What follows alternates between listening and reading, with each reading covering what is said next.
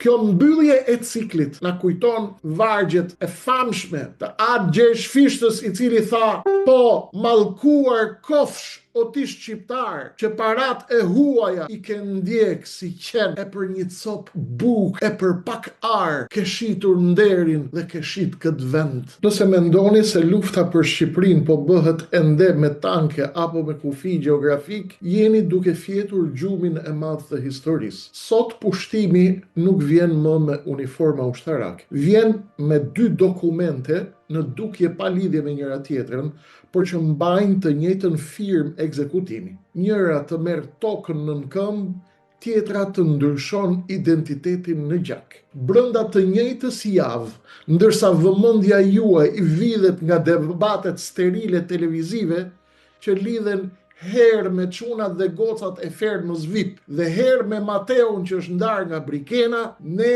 duhet të shohim se kemi hyrë në fazën klinike. Në Vlorë, aty ku Ismail Qemali ngriti flamurin e pronësisë së këtij vendi, po ngrihen gardhe mbi pronat e të parëve tuaj.